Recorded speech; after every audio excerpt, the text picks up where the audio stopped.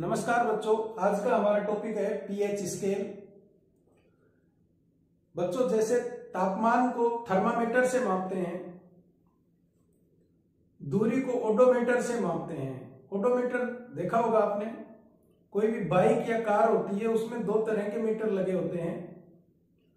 एक होती है सुई लगी हुई होती है, वो हमारी स्पीड बताती है कि हम किस स्पीड से चल रहे हैं। 40 किलोमीटर प्रति घंटे की स्पीड से चल रहे हैं, 60 किलोमीटर प्रति घंटे की स्पीड से चल रहे हैं या 80 किलोमीटर प्रति घंटे की स्पीड से चल रहे हैं। उसी में एक किलोमीटर बताने वाली और होती है कि बाइक कितने किलोमीटर चल गई। तो जो स्पीड बताने वाली सुई वाला मीटर है उसको कहते हैं स्पीडोमीटर, और जो किलोमीटर वाला लगा हुआ है उसको बोलते हैं ओडोमीटर। तो ओडोमीटर किसको मापने के काम आता है? दूरी को। इसी प्रकार दूध की शुद्धता मापनी हो तो उसके लिए हम लैक्टोमीटर का प्रयोग करते हैं। ठीक इसी प्रकार किसी विलयन की अगर अम्लीयता या क्षारीयता को मापना है तो उसके लिए जो पैमाना प्रयोग में लिया जाता है उस पैमाने को पीएच स्केल बोलते हैं। पीएच स्केल, यह स्केल किसी विलयन में उपस्थित हाइड्रोजन आयन यानी कि H+ आयन की सांद्रता को मापता है। क्या मापने के काम आता है कि कोई विलयन है, उस विलयन के अंदर H+ आयन कितने हैं, हाइड्रोजन आयन कितने हैं, उतनी ही उसकी पीएच निर्धारित की जाती है। यहां पर ये पीएच शब्द जो है, पीएच शब्द में पी एक जर्मन शब्द पुशांस अर्थात शक्ति का सूचक है। पोटेंशियल, पावर, इंग्लिश में ये बोल सकते हैं। इसके समानार्थक शब्द हो सकते हैं।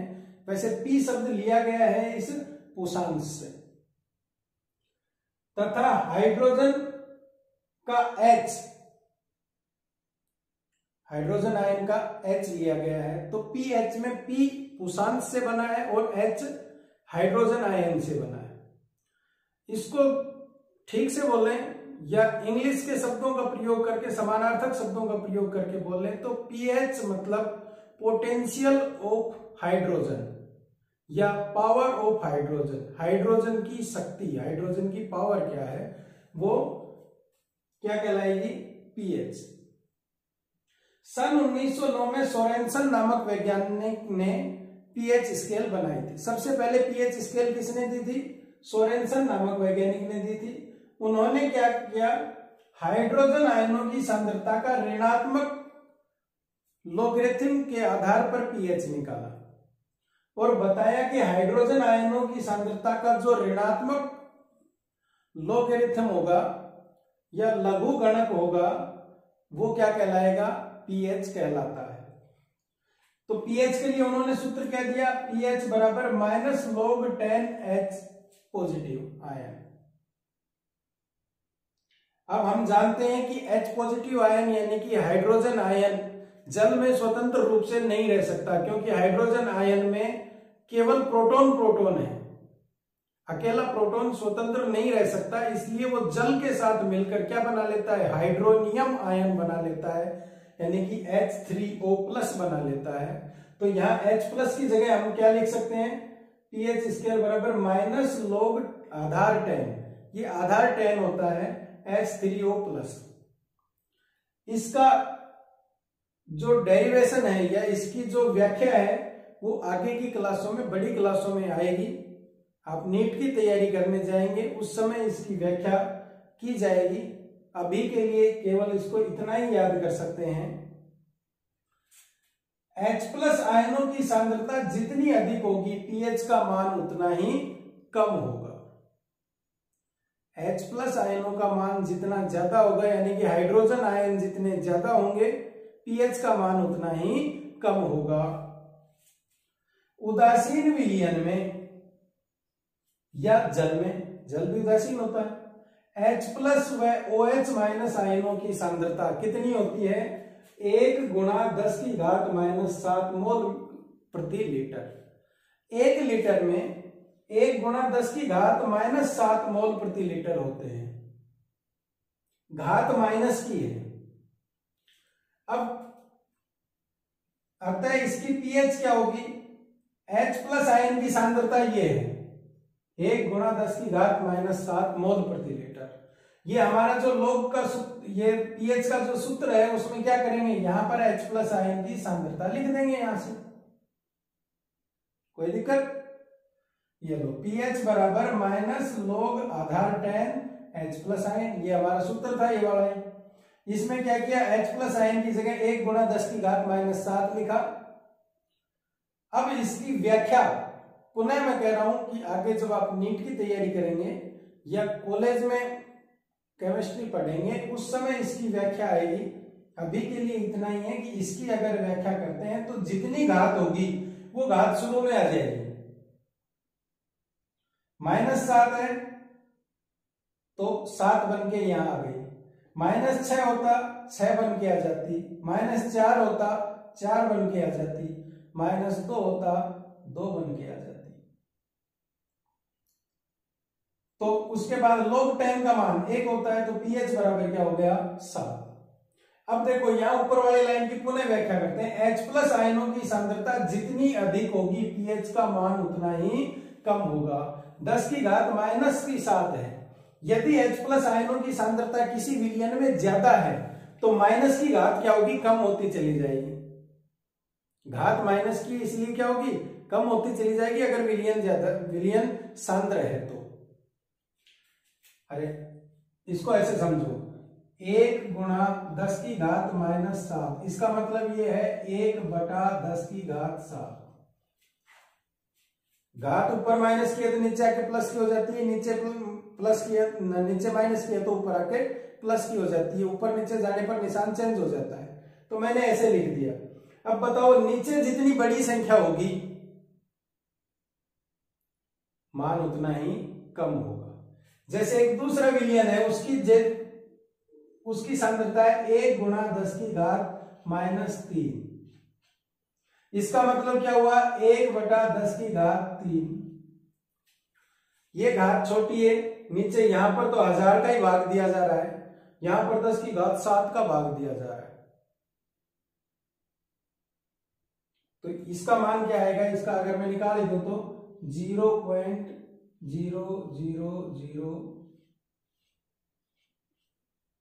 10 की घात 7 भाग दिया तो 7 इधर दशमलव लगा देंगे। इसका मान कितना आएगा, 3 पर दशमलव लगा देंगे। बोलो आएगा कि नहीं आएगा। अब आप ही बताओ, ये ज्यादा कि ये ज्यादा, ये ज्यादा है कि नहीं। यानी कि यहां पर हाइड्रोजन आयन की सांद्रता अधिक होगी और यहां पर H प्लस आयन की सांद्रता कम होगी। पुनः बता रहा हूं, H प्लस आयनों की सांद्रता जितनी अधिक होगी pH का मान उतना ही कम होगा। यहां पर H प्लस आयन अधिक है ना, अधिक है तो इनको हमने कैसे लिखा, 1 गुणा 10 की घात -3, 0.001 को ऐसे लिखेंगे, इसको ऐसे लिखेंगे, और ये जो भी मान होगा इसको उठाकर क्या करते हैं हम सूत्र में लिखते हैं। यहां पर हमने 1 गुणा 10 की घात -7 रखा, वो 7 जो घात होती है वो यहां शुरू में आ जाती है, log 10 का मान 1 हो जाता है तो pH हो गई 7। अगर यहां पर 3 करता हूं मैं तो यहां पर क्या आ जाएगा, 3 आ जाएगा, घात यहां आ जाएगी तो यहां pH कितनी हो गई 3। H प्लस आयन की मात्रा अधिक, ये 10 की घात -3 वाली ज्यादा है इसके बजाय। H प्लस आयन की मात्रा ज्यादा हो गई, pH क्या हो गई, कम हो गई, 7 के बजाय 3। कोई क्लियर। यानी कि जितना ज्यादा अम्लीय होगा, उन्हें मैं वापिस 7 ही कर देता हूं इसमें, आप चाहो तो कर सकते हो या अलग से लिख सकते हो इसको। अम्लीय जो विलयन होगा उसमें H प्लस आयन ज्यादा होंगे, क्योंकि अम्ल की परिभाषा में आप पढ़ चुके हैं कि अम्ल वो होते हैं जो जलीय विलयन में H प्लस आयन देते हैं, यानी कि H प्लस आयन ज्यादा देंगे। जो जितना H प्लस आयन ज्यादा देगा वो उतना ही प्रबल अम्ल होगा। प्रबल अम्ल होगा मतलब उसमें H प्लस आयन अधिक होंगे, H प्लस आयन अधिक होंगे तो pH का मान उतना ही कम होता चला जाएगा। क्लियर।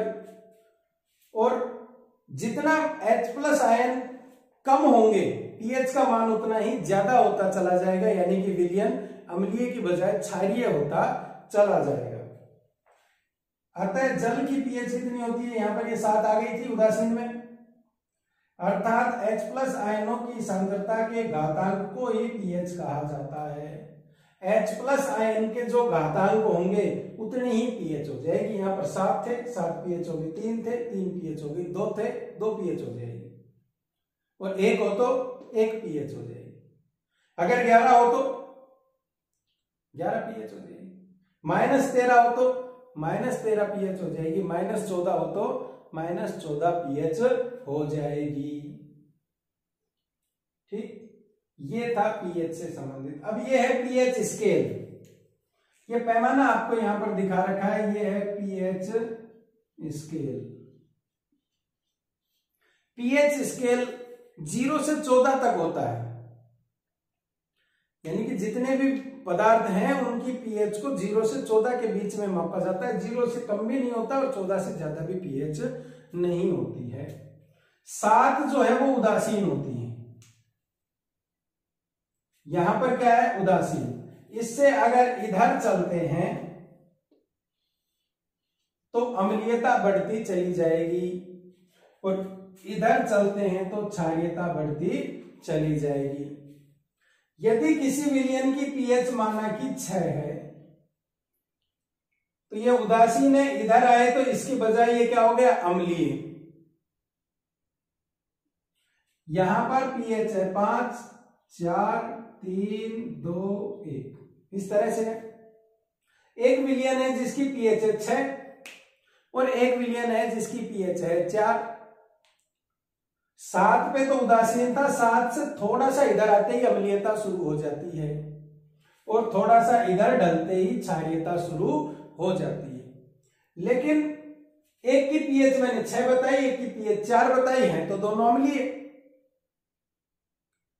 लेकिन इनमें से ज्यादा अम्लीय कौन होगा, तो जितना 0 की तरफ आते जाएंगे उतनी अम्लीयता बढ़ती जाएगी, यानी कि वो पदार्थ उतना ही ज्यादा अम्लीय होगा। 6 के बजाय 4 ज्यादा अम्लीय होगा, 4 के बजाय 3 ज्यादा अम्लीय होगा, 3 के बजाय 2 ज्यादा अम्लीय होगा। एक सामान्य से हिसाब से हम इनको यहां तक 0 से 4 पीएच के जो हैं इनको प्रबल अम्ल बोलते हैं, और 4 से 7 वालों को दुर्बल अम्ल बोलते हैं। अम्ल 2 प्रकार के होते हैं, प्रबल अम्ल और दुर्बल अम्ल। प्रबल अम्ल उसको कहा था जो आसानी से H+ आयन देते हैं या ज्यादा मात्रा में H+ आयन देते हैं, पूर्ण रूप से H+ आयन दे देते हैं, वो प्रबल अम्ल थे। जो H+ आयन कम देते थे वो दुर्बल अम्ल थे। H+ आयन कम देंगे तो उनकी पर मोलर मात्रा क्या होगी, कम होगी, तो पीएच क्या हो जाएगी, उनकी ज्यादा होती चली जाएगी। जैसे ये 6 का उदाहरण दिया, तो 6 के लिए क्या होगा, 1 × 10⁻⁻6 मोल प्रति लीटर होगा, और ये 4 वाले के लिए 1 × 10⁻⁻4 होगा। बाकी के आगे की व्याख्या मैं पिछले में समझा ही चुका हूं, दोबारा देख लेंगे तो ऐसे हो जाएगा। अभी भी ये ज्यादा है, ये कम है।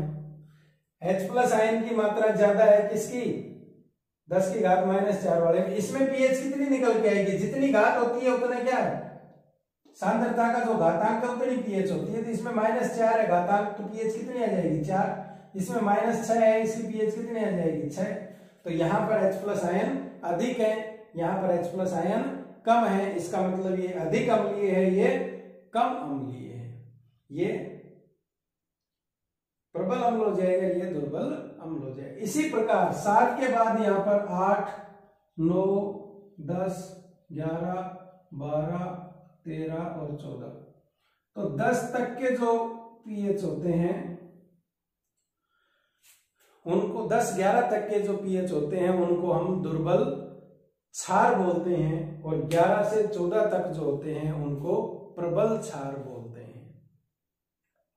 एक चीज का और यहां पर ध्यान दें, जैसे 4 पीएच की बात की मैंने, ये पीएच स्केल में ऊपर का जो ये जो आयत बना रखा है, इसका ये विकर्ण खींच रखा है, इस विकर्ण से ऊपर के भाग में H प्लस आयन भरे हुए हैं। क्या है ये? H प्लस आयन की संख्या को बताते हैं।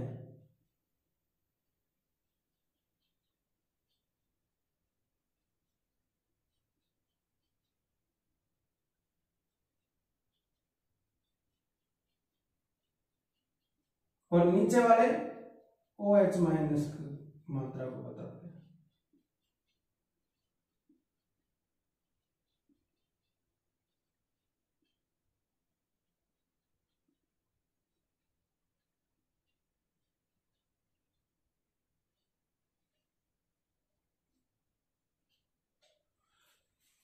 अब सवाल ये आता है कि एक विलयन है जिसकी पीएच 4 है, इसमें H प्लस आयन तो है पर, और ये अम्लीय भी है, पर क्या इसमें OH माइनस आयन है या नहीं है, हाइड्रोक्सिल आयन है या नहीं है। इस चित्र को देख के हम बता सकते हैं कि यहां पर इतने तो H प्लस आयन है और इतने OH माइनस आयन है, यानी कि अम्लीय विलयन भले ही हो उसमें H प्लस आयन भी होंगे, OH माइनस आयन भी होंगे। H प्लस आयन ज्यादा संख्या में होंगे इसलिए अम्लीय है, OH माइनस आयन कम संख्या में होंगे इसलिए क्षारीय है। ये उदासीन पीएच वाला है, यहाँ पर जितने H प्लस आयन है उतने ही OH माइनस आयन है इसलिए उदासीन है। इससे थोड़ा आगे जाएंगे तो इधर OH माइनस आयन ज्यादा होंगे, H प्लस कम होंगे इसलिए क्षारीय है। और आगे जाएंगे तो यहाँ पर H प्लस आयन कम हो गए, OH माइनस आयन ज्यादा हो गए और ज्यादा क्षारीय हो गया। ठीक इसी तरह से यहाँ पर एक पीएच पर देखें तो यहाँ पर इतने H प्लस आयन है और इतने OH माइनस आयन है जरूर OH माइनस, अम्लीय विलयन है तो भी उसमें OH माइनस आयन होंगे, H प्लस आयन ज्यादा है। इसी प्रकार क्षारीय विलयन है तो उसमें H प्लस आयन होंगे लेकिन साथ में OH माइनस आयन ज्यादा संख्या में होंगे इसलिए वो क्षारीय होता है। ये पीएच स्केल है। अब बात करते हैं पीएच का महत्व क्या है। पीएच का महत्व क्या है, कहां जरूरत पड़ती है हमें जीवन में पीएच की। इनको मिटा देता हूं, आप वीडियो को रोक कर भी नोट कर सकते हैं, दोबारा देखकर भी नोट कर सकते हैं, समझ सकते हैं।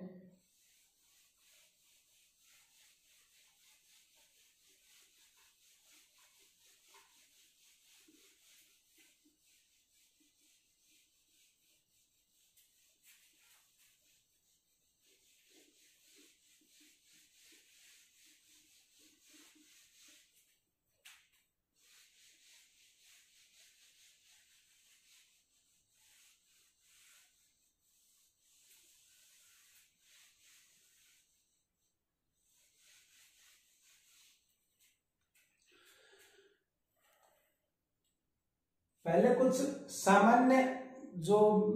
सामान्य जीवन में जरूरत पड़ती है कुछ विलयनों की, उनकी हम पीएच जान लेते हैं। जैसे हमारे आमाशय में होता है जठर रस, पाचन तंत्र में इस बात को बताया जा चुका है कि जठर रस में HCl अम्ल होता है, यानी कि आमाशय में भोजन का माध्यम कैसा होता है, अम्लीय होता है। HCl यानी कि हाइड्रोक्लोरिक अम्ल के कारण से। अगर अम्लीय है तो जठर रस की पीएच कितनी होती है, अम्लीय होगी यानी कि 7 से कम होगी, और ये पीएच होती है 1.5 से लेकर और 3 या 3.5 तक, 1.5 से लेके 3.5 तक होती है। दूसरा अगला दूध की पीएच 6 से लेकर और 6.6 तक होती है, आमतौर पर 6 मान लेते हैं। दूध से बनता है दही अम्ल होता है। दूध में जो लैक्टोज शर्करा होती है, जीवाणुओं के द्वारा उसका विघटन कर दिया जाता है और उससे बनता है लैक्टिक अम्ल। लैक्ट शब्द दूध के लिए आता है, तो शर्करा थी, लैक्टोज अम्ल है, लैक्टिक अम्ल। तो लैक्टिक अम्ल बन जाता है, यानी कि दूध की पीएच क्या हो जाएगी, अब और कम हो जाएगी, क्योंकि अब क्या बन गया, अम्ल बन गया। तो इसकी पीएच हो जाती है 4.5 से 5.5 के बीच, यानी कि 5.0 के आसपास मान सकते हैं। इसके अलावा नींबू खट्टा होता है खट्टा। तो नींबू का जो रस है उसकी पीएच होती है 2.2। हमारे शरीर में जो रक्त होता है, रक्त की पीएच होती है 7.4। ये क्षारीय होता है, हल्का क्षारीय, बहुत हल्का क्षारीय, क्योंकि 7 पे उदासीन होता है। 7.4, 7 से उधर डल गए, मैंने बताया इधर क्या है, क्षारीय है, लेकिन हल्का क्षारीय, जो आगे जाएंगे ज्यादा क्षारीय होता जाएगा। रक्त की पीएच 7.4 होती है। यदि रक्त की पीएच में 0.2 का अंतर आ जाए, या तो 7.2 से कम हो जाए या 7.6 से ज्यादा हो जाए, तो व्यक्ति की मृत्यु हो जाएगी। ये पीएच मेंटेन बनी रहनी चाहिए। इसी प्रकार एक आया है milk of magnesia, milk of magnesia, अरे MgOH का होल ट्वाइस, ये सूत्र है इसका। इसकी पीएच होती है 10.5। बताओ अम्लीय के क्षारीय, 7 से ज्यादा है, इसलिए कैसा होगा, अम्लीय, है ना? नहीं, क्षारीय। कैसा होगा, 7 से ज्यादा है तो अम्लीय, 7 से कम पे हो, 7 से ज्यादा है तो क्षारीय, 7 से कम पे है तो अम्लीय होगा।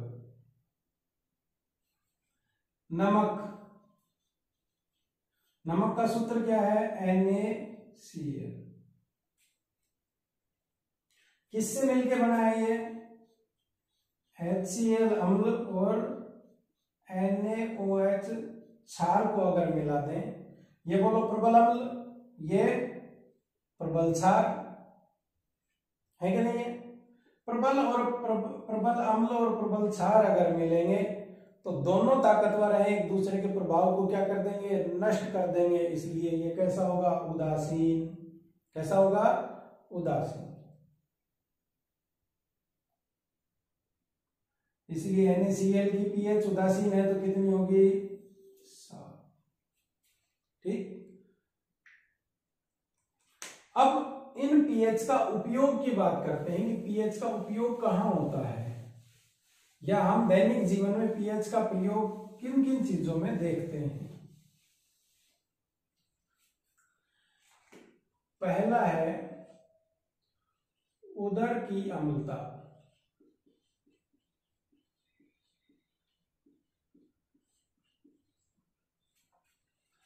हमारे पेट में कई बार जलन होने लगती है, हम कहते हैं एसिडिटी हो गई। उस एसिडिटी का मतलब क्या है, उसका मतलब है कि हमारे आमाशय में जो जठर रस है उसमें HCl का स्त्रावण ज्यादा हो गया, आमाशय में HCl ज्यादा बन गया, यानी कि आमाशय में अम्लीयता अधिक बन गई, जिसके कारण से जलन हो रही है। तो इसका समाधान क्या है, इसका समाधान एक सीधा सा है कि हम जानते हैं कि अगर अम्ल ज्यादा है तो उसकी जगह पर क्षार भेज दो, तो अम्ल और क्षार एक दूसरे का प्रभाव क्या करेंगे, नष्ट कर देंगे, कम कर देंगे, खत्म कर देंगे। तो यहां पर ये जलन किसके कारण हुई, HCl के कारण, और ये क्या है, अम्ल। इसके कारण से जलन हुई है तो हमें क्या करना चाहिए, HCl अम्ल है, अम्ल के कारण जलन हुई है तो हमें क्षार ले लेना चाहिए कोई, जो इसके प्रभाव को नष्ट कर दे। और क्षार के रूप में हम कौन सा विलयन लेते हैं, मैग्नीशियम हाइड्रोक्साइड। अभी अभी इसका देसी नाम बोला था मैंने, रूट नाम बोला था, वैज्ञानिक नाम क्या है, मैग्नीशियम हाइड्रोक्साइड। इसको बोलते हैं milk of magnesia, milk of magnesia.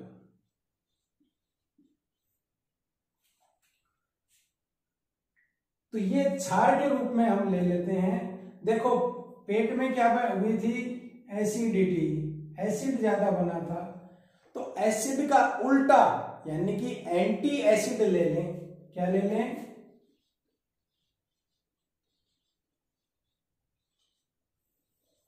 Ant acid. तो क्या होगा, पेट की ये जलन खत्म हो जाएगी। तो ये मिल्क ऑफ मैग्नीशिया किसकी तरह कार्य कर रहा है, एंट एसिड की तरह कार्य कर रहा है। इसके अलावा हम जो खाने का सोडा होता है जिसको मीठा सोडा बोलते हैं, NaHCO3, सोडियम हाइड्रोजन कार्बोनेट या सोडियम बाइकार्बोनेट, बहुत सारे नाम हो गए इसके, सोडियम हाइड्रोजन कार्बोनेट या सोडियम बाइकार्बोनेट या खाने का सोडा या मीठा सोडा, वो भी प्रयोग कर सकते हैं। क्यों, क्योंकि कल मैंने ये बना के बताया था, एक बार पुनः बता देता हूं ये बना कैसे। NaOH नाम का तो क्षार था और H2CO3 नाम का अम्ल था। NaOH प्रबल क्षार है और H2CO3 दुर्बल अम्ल है। अब बताइए, जब प्रबल क्षार और दुर्बल अम्ल मिलते हैं तो प्रभाव किसका दिखाई देता है, जो प्रबल होगा उसका। यानी कि इससे जो ये लवण बनेगा, लवण बना क्या, NaHCO3 प्लस H2O। इससे जो ये लवण बना है इसमें किसका प्रभाव दिखाई देगा, जो प्रबल है। प्रबल क्या है, क्षार, इसलिए ये कैसा लवण होगा, क्षारीय लवण। इसका प्रयोग भी हम कर सकते हैं। इनो का प्रयोग भी कर सकते हैं, इनो में भी इसी तरह के एंट एसिड होते हैं। तो ये इसका पेट की जो अम्लीयता है उसको या पेट की जलन को नष्ट करने में हमें पीएच का ज्ञान होना जरूरी है, तभी हम क्या करेंगे, उससे निजात पा सकते हैं। पेट में जलन हो रही है, नींबू पी लेंगे जलन बढ़ जाएगी, दही खा लेंगे, छाछ पी लेंगे, जलन और ज्यादा बढ़ जाएगी, क्योंकि ये अम्ल में और ज्यादा अम्ल मिल जाएंगे जाके। दूसरा, दंत क्षय। क्षय मतलब नष्ट होना। हमारे जो दांत हैं, दांत के दो भाग हैं। बाहर का जो ये कठोर भाग दिखाई देता है इसको कहते हैं इनेमल।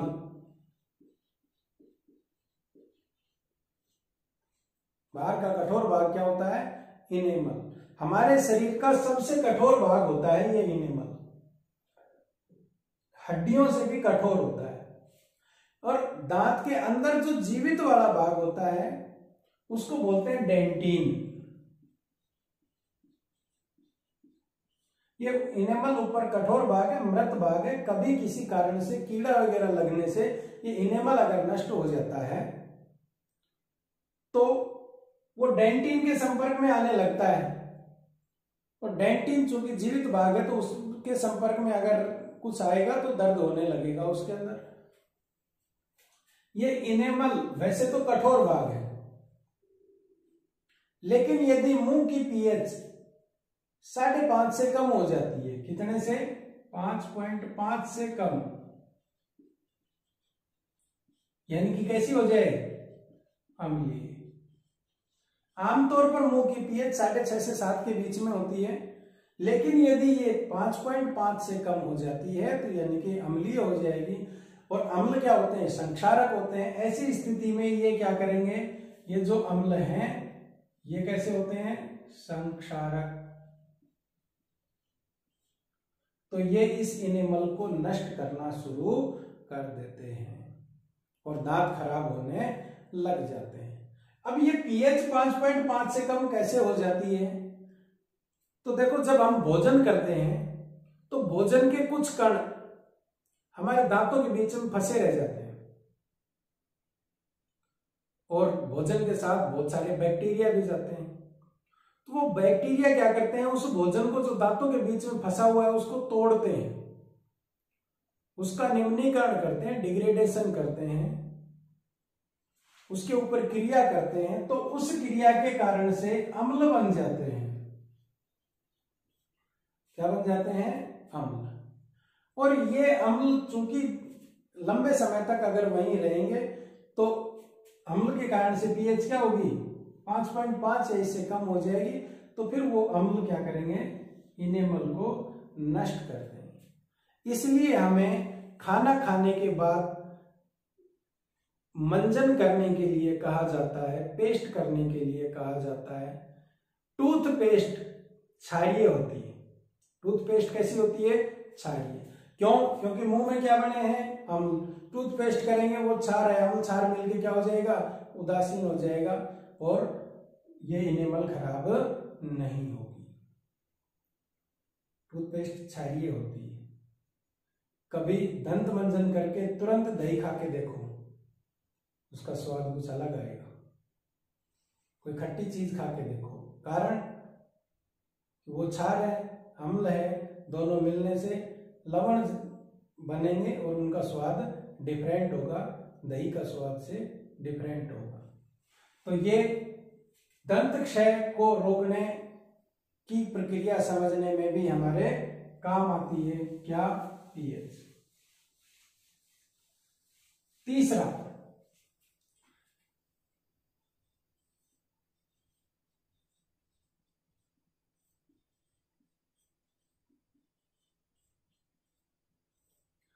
चींटी, मधुमक्खी, ततैया, मकोड़ा, इस तरह के कई जीव होते हैं जो हमें डंक मार देते हैं, काट जाते हैं और इनके काटने से जलन होने लगती है। क्यों? क्योंकि इनके अंदर अम्ल होता है। इनका जो डंक होता है उसमें क्या होता है? अम्ल। और मुख्यतः जैसे चींटी है, चींटी के डंक में होता है फार्मिक अम्ल।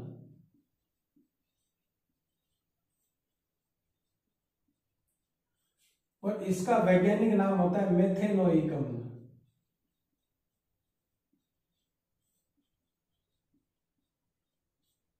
यह पाया जाता है चींटी के अंदर, मधुमक्खी के अंदर। और जब वो डंक मारती है तो ये अम्ल हमारे शरीर में आ जाता है, जिसके कारण से जलन महसूस होती है। तो हमें उस जलन के जैसे ही डंक मारा तो हमें फिर क्या करना चाहिए? हमें वहां पर क्षार लगाना चाहिए, तब अम्ल का प्रभाव नष्ट होगा।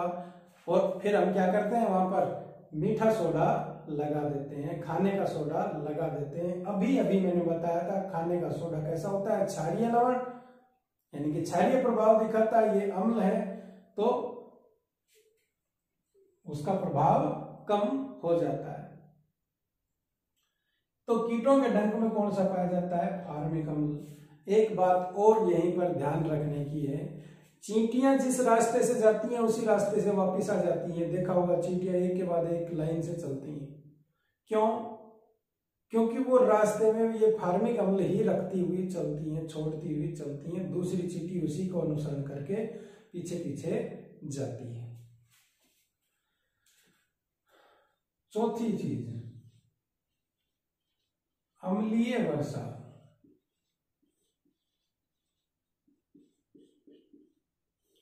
देखो, वर्षा में जल होता है, पानी बरसता है और पानी की पीएच हम जानते हैं क्या होती है? 7। तो जो बारिश हो रही है वो पानी जो आना चाहिए वो विशुद्ध पानी होगा, तो उसकी पीएच 7 होगी। लेकिन बादलों से जो बारिश की बूंदें हैं आ रही हैं, वो वायुमंडल में जो प्रदूषणकारी तत्व हैं जैसे CO2, जैसे SO2, जैसे NO2, NO, इनके संपर्क में आती है। तो देखो, CO2 के संपर्क में आया जल, क्या बन गया? H2CO3, कार्बोनिक अम्ल। क्या बन गया? कार्बोनिक अम्ल। SO2 के संपर्क में जल आया तो H2SO3 और H2SO4 दोनों बनते हैं। प्रक्रिया थोड़ी लंबी है, लेकिन हम केवल ये ध्यान रखेंगे कि क्या बन जाता है, H2SO4 और H2SO3। ये है सल्फ्यूरिक अम्ल,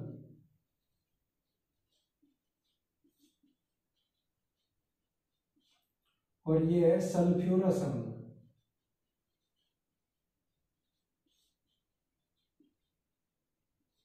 सल्फ्यूरस अम्ल H2SO3 होता है और सल्फ्यूरिक अम्ल H2SO4 होता है।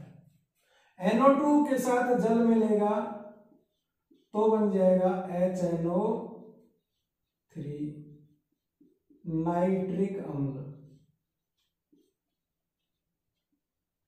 ये सारे अम्ल हैं जो वर्षा के जल को क्या कर देंगे, अम्लीय कर देंगे। तो अम्लीय वर्षा कब मानेंगे, जब वर्षा की पीएच 5.5 या 5.6 से कम हो जाए।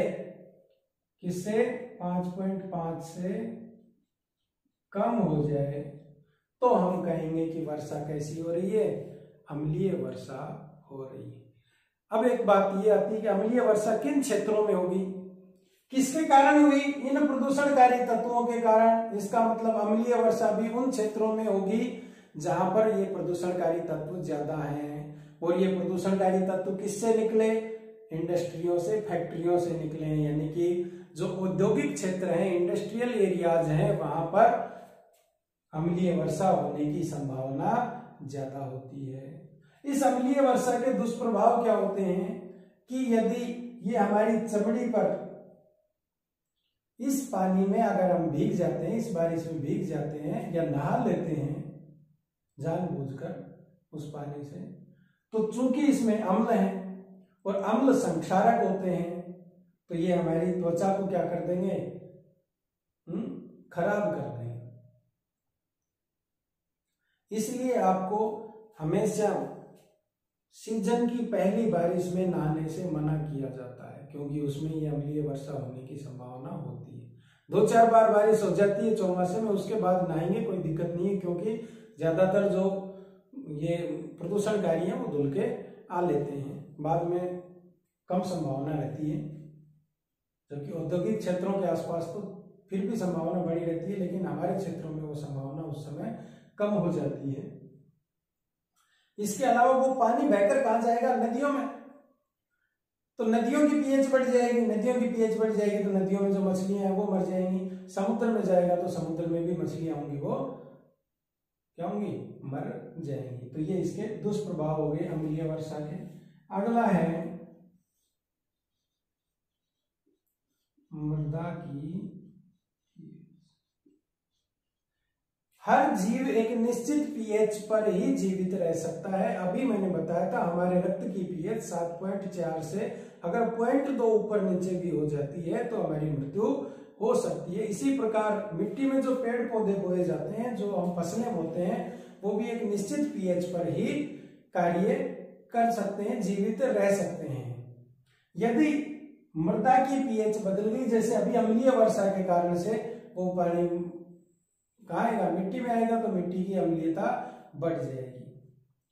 तो यदि मृदा की पीएच को भी ध्यान में रखा जाता है, अगर मृदा की पीएच अम्लीय है तो उसमें ऐसे पौधे बोए जाएंगे जो अम्लीय पीएच में जीवित रह सकें। ऐसी फसलें बोई जाएंगी जो अम्लीय पीएच में भी जीवित रह सकें या अम्लीय पीएच को समाप्त कर दें।